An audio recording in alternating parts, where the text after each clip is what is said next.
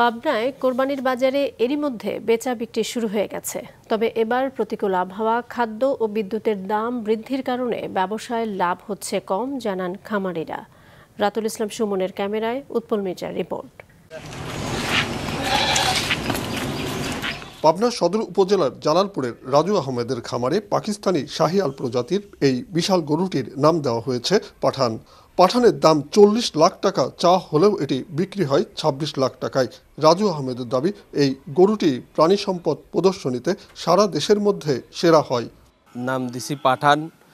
বাংলাদেশের ভিতরে প্রান্তিক পর্যায়ে যত শাহিয়াল গরু আছে সেটার ভিতর আমার এই গরুটা ইনশাল্লাহ সব থেকে বড়, দেশ সেরা।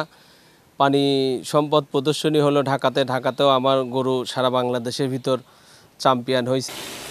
একই খামারে রাজুর আছে তারকা তকমা পাওয়া গরু ব্রুস খলিফা। প্রায় 1300 কেজি ওজনের এই গরুটির দাম হাঁকা হয় 20 লাখ টাকা, বিক্রি হয়েছে 14 লাখ টাকায়। বিক্রি হয়ে গেছে আরেকটি তারকা তকমা পাওয়া গরু কালা পাহাড়। 1000 কেজি ওজনের এই গরুটির দাম 15 লাখ টাকা হাঁকা হলেও বিক্রি হয় 9.5 লাখ টাকায়। রাজু ভাইয়ের এখানে গরু দেখার জন্য গরু পছন্দ হয়েছে, আমরা এখন গরু 3টা নিচ্ছি। আমরা গরুকে খেয়ার খেতে দেই, খেয়ার খাওয়ার পর আপনার মোটামুটি সকাল 9টা থেকে 10টার ভিতরে আমরা ভুসি পানি দিয়ে দিই। এইখানে অনেক বড় বড় গরু পালন করে, এটা দেখার জন্য সে সুজানগর তাঁতিবন্ধ থেকে আসছে। ওয়ালটন ফ্রিজ কিনে অনেকের মতো আপনিও হয়ে যেতে পারেন মিলেনিয়াল, সেরা পণ্যের সেরা অফার। তবে এই 3 তারকার মালিক জানান, এবার প্রতিকূল আবহাওয়া, খাদ্য ও বিদ্যুতের দাম বৃদ্ধির কারণে ব্যবসায় লাভ কম হচ্ছে।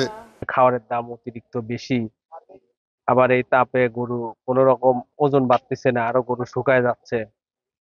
এক্ষেত্রে আমরা মোটামুটি বেশিরভাগ খামারিরাই ক্ষতিগ্রস্ত, লসে আছে। প্রাণী সম্পদ অধিদপ্তর জানায়, শুধু পাবনা নয়, এই গরুগুলো সারা দেশের মধ্যে অন্যতম বৃহৎ গরু। তার একটি ষাঁড় পাঠান, সেটি বাংলাদেশের মধ্যে চ্যাম্পিয়ন শাহিওয়াল ক্যাটাগরিতে।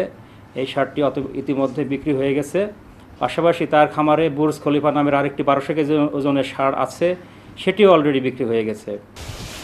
এ কর্মকর্তা জানান, কুরবানির ঈদে এ জেলায় এবার চাহিদার প্রায় দ্বিগুণ গবাদি পশু মোটাতাজা করা হয়েছে। উৎপল মির্জা, মাছরাঙা সংবাদ, পাবনা।